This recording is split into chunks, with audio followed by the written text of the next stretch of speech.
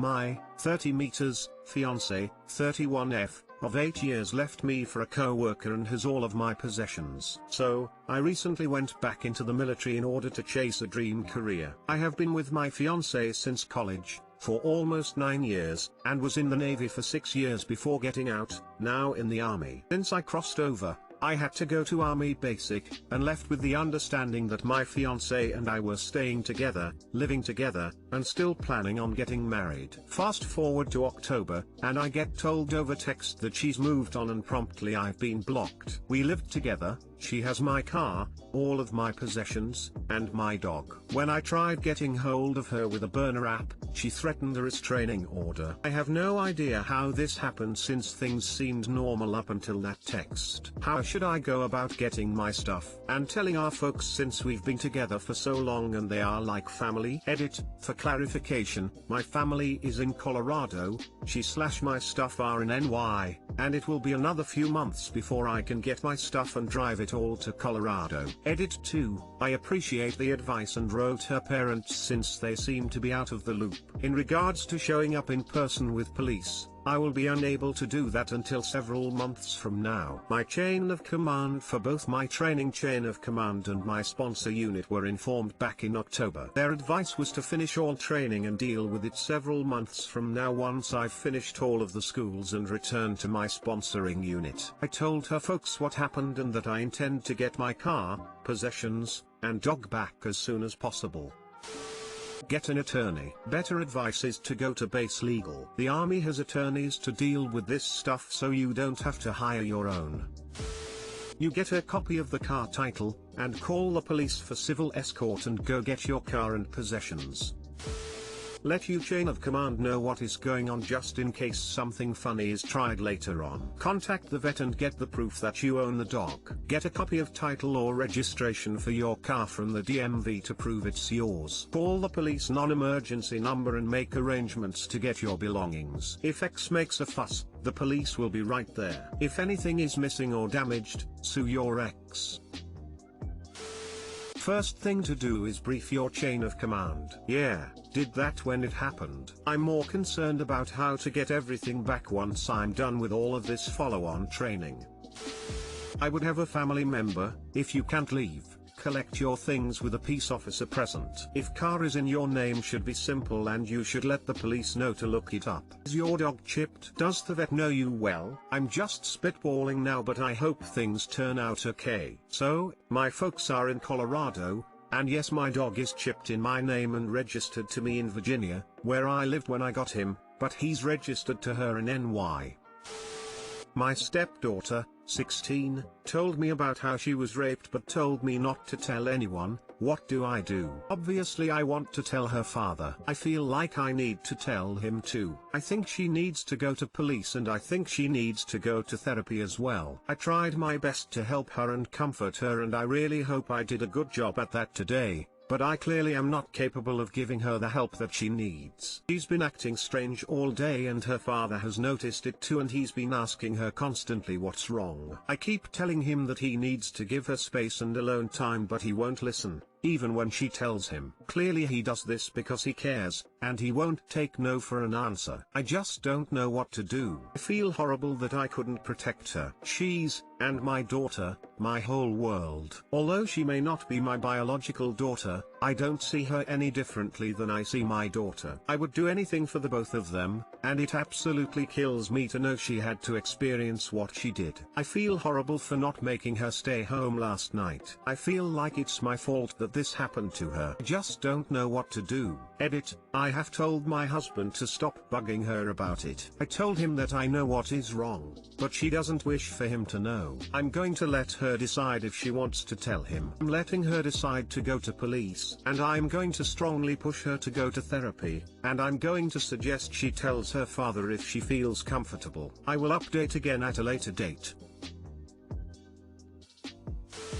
Do not tell her dad without her consent. In fact, don't tell her dad. She has to be the one to tell him. She told you not to. He is not entitled to knowing this. I know that is probably going to be a controversial statement, but no one is entitled to knowing her trauma. No one is entitled to be a part of her healing process. She trusted you enough to share this traumatic experience with you. She will tell him when she's ready. Do not force her to do anything, and do not do anything without her consent. There is a reason that she told you, the maternal presence in her life. You should feel honored that she shared this with you. That means she trusts you. She came to you. Her power was stolen from her. Her consent was stolen from her. Her life was stolen from her. She needs to be in control of this situation. I cannot emphasize this enough. She is probably spiraling right now, and you need to be a rock for her. Tell dad that she's dealing with something, and she will tell him when she's ready, not when he wants. I know he's her dad, but he's not the victim here. She is. She's the one with trauma. She's the one whose whole life changed. She is the only person who matters. Him pushing so much is making her less and less likely to open up. I'm sure it's from a place of care, but it is not helping at all. Sit her down and tell her that she needs to see a therapist to deal with what happened to her. You will find her a good one that works with assault victims. If therapy is online, make sure dad is out of the house if he doesn't know.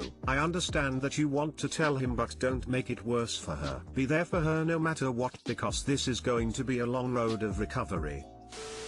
Hey, sexual assault survivor here. Please listen to your stepdaughter, don't call the police, and do not tell anyone ever. Do not ever tell someone else on her behalf. My parents, who I obviously thought I could trust, told everyone in my family. It almost ruined my life. My family members who loved me turned against me, and I didn't even have a say in it. My own parents don't believe me and have brushed it off. I still have to see the person who assaulted me, a family member, despite everyone knowing. Please, for her own safety and well-being, do not tell her father or the police. I know your family isn't mine, but the same people who used to call me precious call me disgusting. It might not be my place to say, but please protect her from this. This is the best advice I can give you. I'm thinking of you and your stepdaughter and sending good vibes your way. And I am so sorry for what that person did to you and for what your family is doing as well.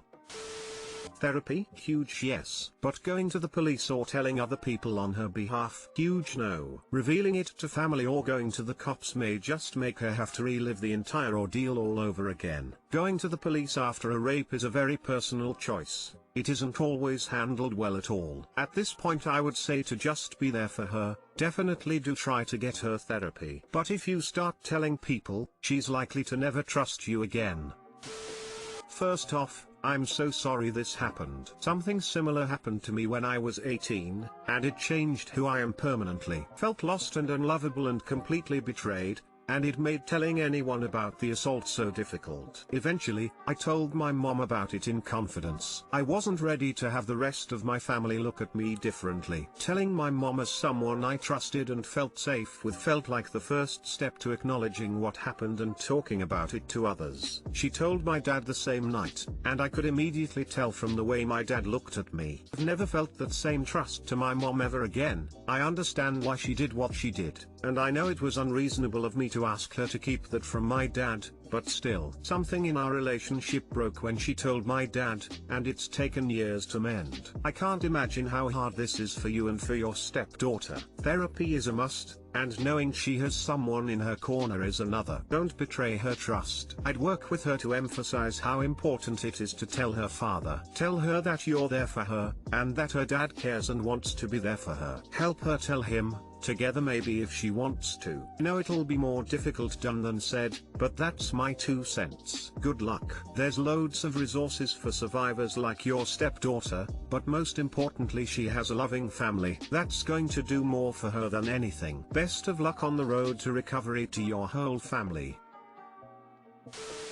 My 18F boyfriend, 19M, has autism, had a breakdown when we are at my family's house for dinner. My parents are understanding, but he feels too nervous to face them again. We've been dating for a year. My boyfriend has autism. He's kind, caring and the most loving we've learning how to navigate our relationships. However, sometimes when tensed he ends up spiraling and breaking down as he gets overwhelmed. He didn't have dinner with my family before because he wanted to make a good impression on them and not have them disapprove of him. He was nervous, so we took it slow and he thought this was the time as we just passed 11 months. Well, dinner was going fine until he accidentally spilled water as he was shaking a little, and covering for that he accidentally spilled a few other things, but it was still okay till then. But he got really overwhelmed and left the dinner table crying. I felt extremely bad. My parents don't know he has autism but just assumed he has anxiety. I walked home with him, but he's been extremely upset and isn't talking as he feels like he disappointed me. My parents suggested another dinner sometime soon, but he can't bring himself to go. Maybe let your parents know he has autism if he's okay with that. Invite him over for a movie, not dinner. Less pressure. Is there a more low-pressure environment where he could get to know them? Dinner in someone's home can be a lot even when you're neurotypical. Obviously there aren't a lot of public options right now in most places, but something like a walk on the beach or in a park? Or he could come over and do something like family movie or game night, so he doesn't feel so much like he's in the spotlight and has something else to focus on. Hello, I'm actually autistic. Easiest way to do this is to meet the parents while on a nice walk. Physical activity helps your body think it's moving away from its anxiety, and there are less social expectations then. Also, when you're sitting at a dinner meeting, you have less avenues of escape when you get overwhelmed, and things tend to linger and draw out way past your limits. Short meetings around 15 minutes or so help build up an immunity, so to speak. Less of a drain on his social battery. If he needs to go to a quiet place to decompress, let him. As for the new source of anxiety, try the best case, worst case, likely case scenario. It helps him categorize what the very worst thing that could happen against the very best thing, and then realize what is most likely to actually happen. Thanks for the award. Dinner would not be a great idea. He'll have the last one in the back of his mind. Could lead to another overload. Could you parents come to his for coffee or the like, maybe one at a time so he can get used to one of them with no pressure and then with the other one? Or just have them over to watch a movie or something where the focus is on something other than each other and conversations, maybe?